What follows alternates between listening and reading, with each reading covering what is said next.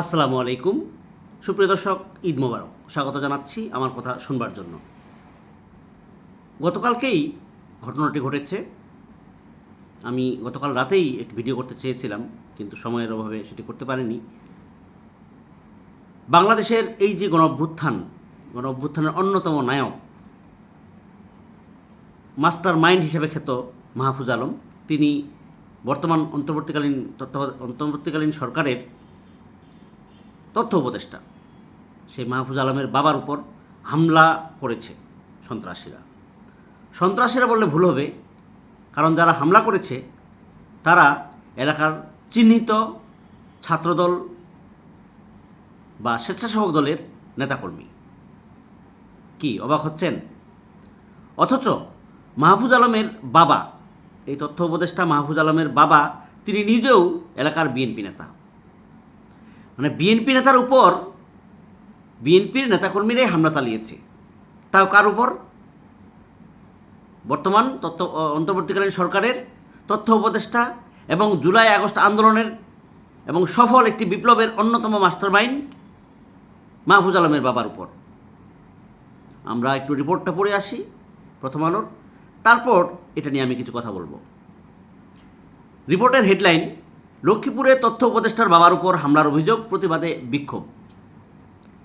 রিপোর্টে বলা হয়েছে, লক্ষ্মীপুরের রামগঞ্জ উপজেলায় তথ্য ও সম্প্রচার উপদেষ্টা মাহফুজ আলমের বাবা আজিজুর রহমান বাচ্চুর উপর হামলার অভিযোগ পাওয়া গেছে।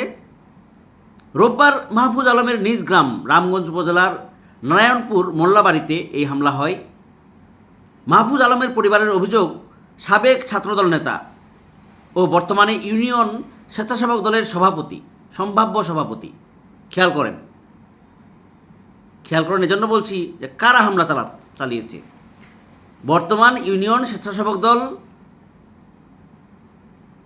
এই সম্ভাব্য সভাপতি এবং সাবেক ছাত্রদল নেতা শুক্কুর আলী, তার নেতৃত্বে এই হামলার ঘটনা ঘটেছে। হামলায় আজিজুর রহমান হাতে আঘাত পেয়েছেন, হাসপাতালে চিকিৎসা নিয়েছেন। আমরা যে ছবিটি দেখতে পাচ্ছি, তার হাত সেফটি দিয়ে নেওয়া হয়েছে তার হাতে। ইটের আঘাতে তিনি আঘাতপ্রাপ্ত হয়েছেন। এ সময় তার একজন আত্মীয় আহত হয়েছেন। আজিজুর রহমান ইছাপুর ইউনিয়ন বিএনপির সাংগঠনিক সম্পাদক। আর বেশি কিছু করার দরকার নাই, তিনি ইছাপুর ইউনিয়ন বিএনপির সাংগঠনিক সম্পাদক, এই মাহফুজ আলমের বাবা। তার উপর বিএনপি, ছাত্রদল, যুবদল, স্বেচ্ছাসেবক দলের নেতাকর্মীরা হামলা চালিয়েছে। কত বড় স্পর্ধা! অন্তর্দ্বন্দ্ব হতে পারে বিএনপির মধ্যে, কারণ হবেই। নানান কারণে বিএনপি এখন আলোচিত, সমালোচিত। তারা হামলা, মামলা, লুটতরাজ, এহেন কোনো কর্মকাণ্ড নাই যেসব করছে না। এতে কি হচ্ছে? বিএনপির ক্ষতি হচ্ছে। বিএনপির নেতাকর্মীরা এটা বুঝতে পারতেছে না। সামনে একটা সুন্দর সুগম পথ বিএনপির জন্য অপেক্ষা করছে। সামনে একটা নির্বাচন হবে, সেই নির্বাচনে বিএনপি জয়লাভ করবে। কিন্তু এই বিএনপির তৃণমূলের নেতাকর্মীদের জন্য, কিছু সিনিয়র নেতার জন্য বিএনপি তার অধপতন ডেকে নিয়ে আসতেছে। ভাবা যায়? আরে মাহফুজ আলম কে? এটা এখন নতুন করে পরিচয় করে দিতে হবে তোমাদেরকে।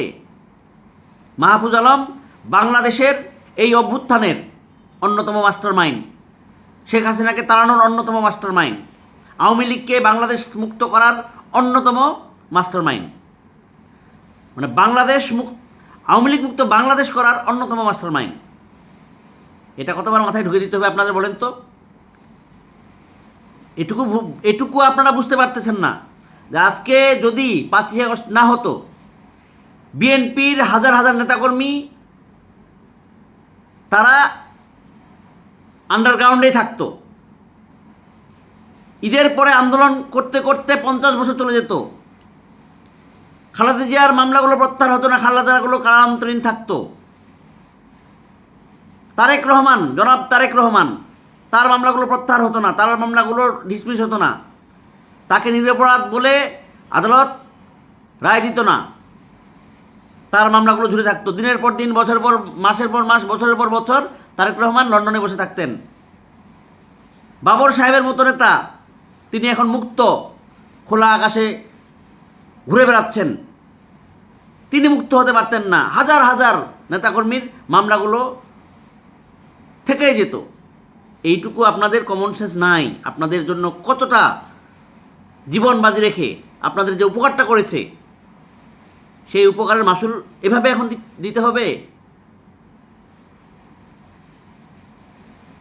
এটা ঠিক না। জনগণ যথেষ্ট বিবেক সম্পন্ন, জনগণ যথেষ্ট চিন্তা করে রাজনীতি নিয়ে। আপনাদের রাজনীতি নিয়েও জনগণ চিন্তা করে। আমি আপনাদের কাছে আহ্বান জানাচ্ছি, বিএনপিকে ডুবাবেন না।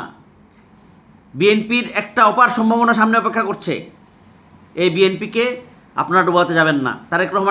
জনাব তারেক রহমানের বক্তব্য গতকালকে শুনেন না আপনারা? তিনি যাই করছেন, যাই বলছেন, জনগণের কথা চিন্তা করে, জনগণের মঙ্গল চিন্তা করে তিনি কথা বলছেন। কিন্তু আপনারা কি করছেন? সেই জনগণকে আপনারা পিষে পিষে আপনাদের প্রতি বিতৃষ্ণা জন্ম হচ্ছে জনগণের। এইগুলো যদি আপনারা এখনই স্টপ না করেন, ফুল স্টপ না করেন, তাহলে নিজের পায়ে নিজেই কুড়াল মারছেন। আর কিছু বলার নাই। ধন্যবাদ। আসসালামু আলাইকুম।